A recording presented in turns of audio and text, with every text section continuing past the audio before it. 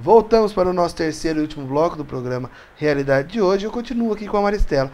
Maristela, como foi para você deixar um pouco de lado a carreira, a profissão que você tanto sonhou em ter, né, para cuidar e dedicar as suas filhas, a Mariana e a Beatriz? Isso.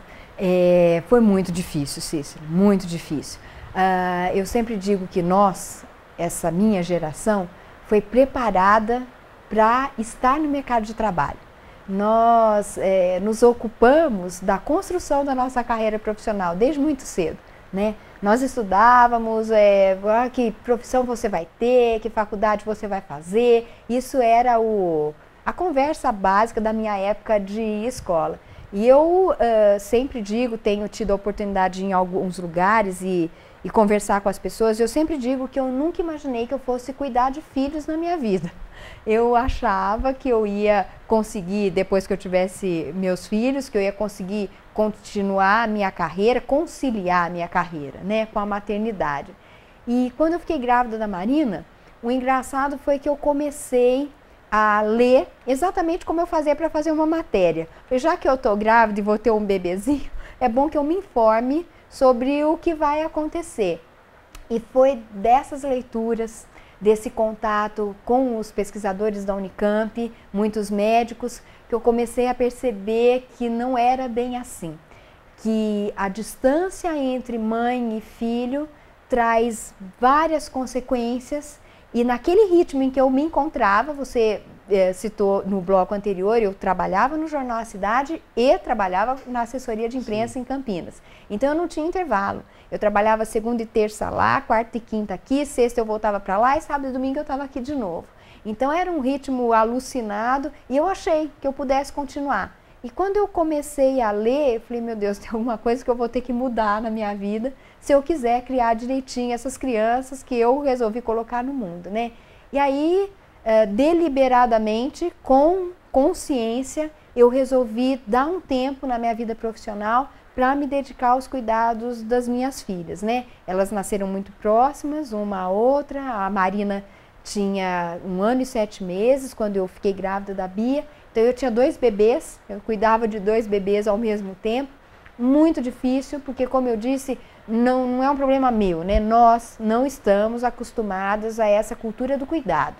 A gente foi preparada para ter prazer na nossa vida adulta. Essa cultura do cuidado, ela é muito difícil ainda para nós ocidentais, a gente não tem, a gente precisa se reprogramar. Durante o primeiro ano eu pensei que eu fosse enlouquecer, porque você passa de uma vida intensa, como eu disse para você, imagina aqui no Jornal A Cidade, né? A gente introduziu cor, por exemplo, no jornal, era um avanço na época. Nós introduzimos a editoração eletrônica, que na época nós fazíamos manualmente, de repente a gente conseguiu fazer isso com um programa de computador.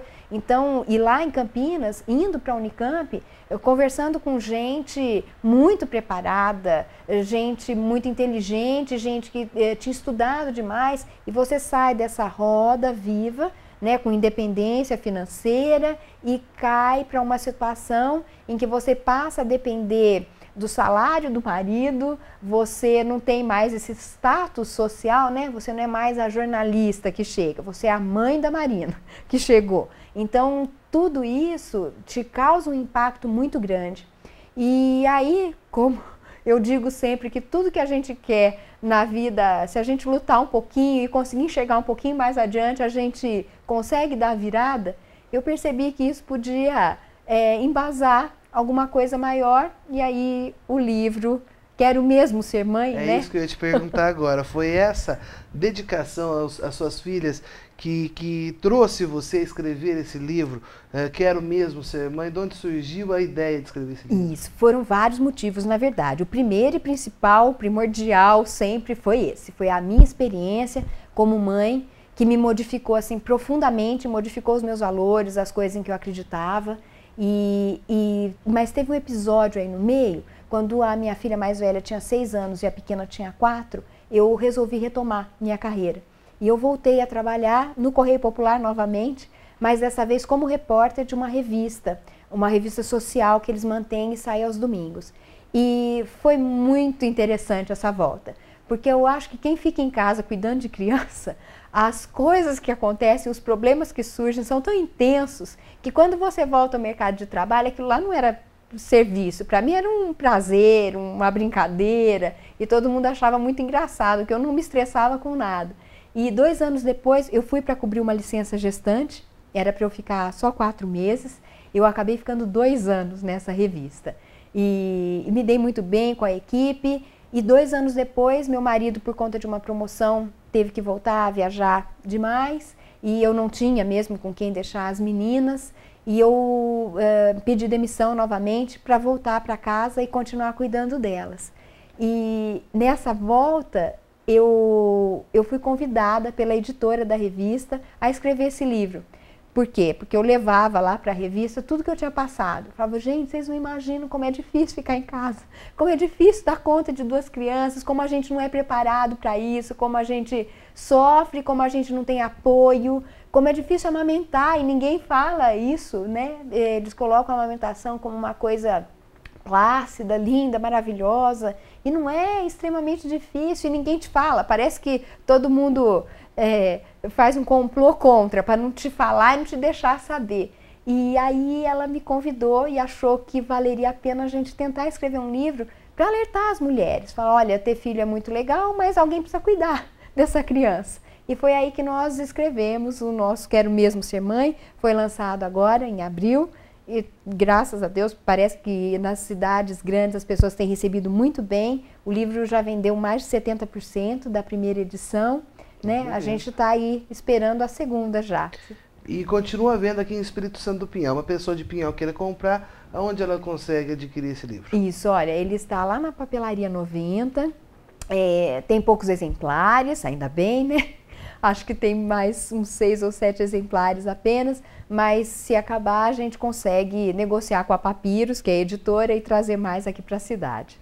Eu gostaria de agradecer a sua presença, Maristela, foi um prazer tê-la aqui esta noite com a gente, tá? É interessantíssimo, acho que se deixasse eu ficava aqui 2, 3 horas conversando com você, né? Mas infelizmente o nosso tempo é curto. Queria agradecer também a loja Casalex Center, que nos cede os móveis para a gente poder fazer o programa, né? Casalex Center fica lá na Praça Amador Bueno Florense, número 21, no Largo São João, bem ali ao lado na Igreja Matriz de São João Batista. O e-mail do programa é programarealidade@yahoo.com.br ou o meu pessoal, ciceroribeiro@uol.com.br. Vocês sugiram aí as pessoas que vocês gostariam de estar vendo aqui sendo entrevistadas e sugiram também perguntas. Mais uma vez, Maristela, meu muito obrigado. Foi um prazer poder entrevistar você essa noite. Eu é que agradeço, Cícero, a oportunidade. O prazer foi todo meu e espero ter contribuído aí, trazido algumas histórias interessantes sobre a minha carreira, a minha profissão. Já fica aqui o convite para retornar numa próxima oportunidade. Muito obrigada. Eu agradeço, virei com o maior prazer. Obrigado.